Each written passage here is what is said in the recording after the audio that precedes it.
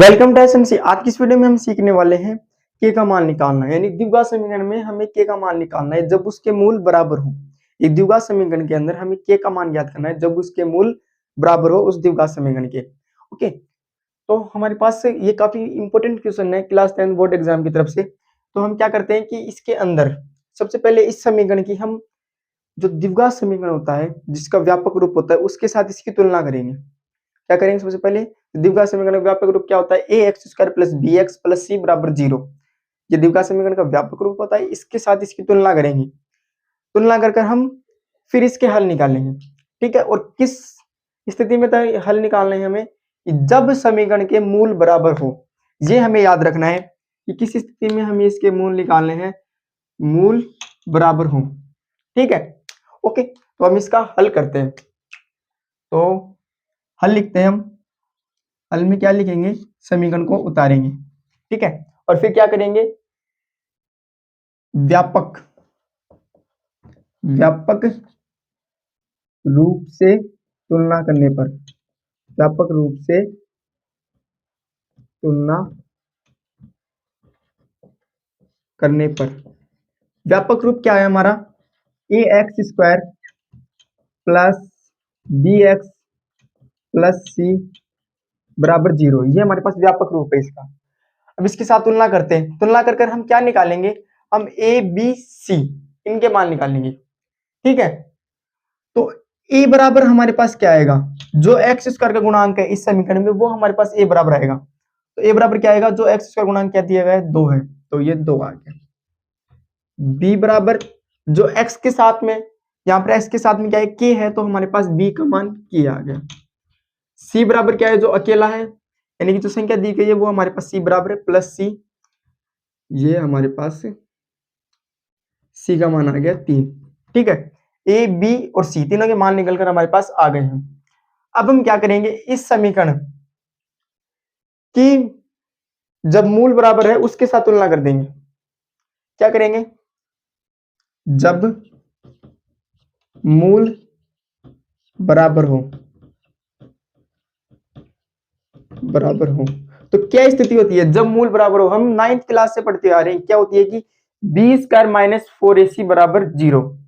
ये तब होता है जब द्विघात समीकरण के मूल बराबर हो, यानी कि बी स्क्वायर माइनस 4ac बराबर 0। ये तब होता है जब द्विघात समीकरण के मूल बराबर हो। यह मैं आपको फिर से बता देता हूं। तो क्या रखेंगे हम यहाँ पर? बी स्क्वायर माइनस 4ac बराबर 0। ठीक है, ये स्थिति कब है? जब मूल बराबर हो। ठीक है, अब क्या करना है? इसके अंदर हमारे पास मूल बराबर होने की स्थिति हमने लिख दी और इसके अंदर हमें मान लिख देने। क्या मान लिखेंगे कि बी का मान क्या है हमारे पास? के दिया गया है, तो के लगा देंगे, के का स्क्वायर माइनस 4 ऐसे कैसे आ जाएगा? ए का मान क्या दिया गया? 2 गुणा 2 गुणा सी कितना है? 3 है, बराबर 0। ओके, ठीक है, यहां तक ठीक है। अब इसको आगे सोल्व कर देंगे। के स्क्वायर ऐसे कैसे आ जाएगा? माइनस का चिन्ह ऐसे कैसे आ जाएगा? 4 दूनी 8, 8 तिया 24, के स्क्वायर माइनस 24 बराबर 0। यहां तक सब कुछ ठीक है। फिर से बता देता हूं हमने क्या किया। व्यापक रूप से तुलना करी। तुलना करने पर हमारे पास ए बी सी के मान निकल कर आए। उन ए बी सी के मान हमने क्या रखा? जब मूल बराबर हो उस स्थिति में हमने उन ए बी सी के मान को रख दिया। फिर हमने उनको हल किया। अब के स्क्वायर माइनस 24 बराबर 0 ये निकल कर आ गया। अब इस माइनस के 24 को उस तरफ भेज देंगे, पक्षांतरण करेंगे तो ये प्लस का चला जाएगा, यानी कि के स्क्वायर बराबर 24। ओके, के स्क्वायर बराबर 24 ये हमारे पास आ गया। अब इसको और सोल्व कर लेते हैं। ये स्क्वायर है, इसको हम हटाते हैं तो स्क्वायर किसका रूप ले लेता है? अंडर रूट का रूप ले लेता है। तो इस स्क्वायर को हटाएंगे हम तो 24 के ऊपर अंडर रूट का रूप ले लेगा, यानी कि के बराबर 24।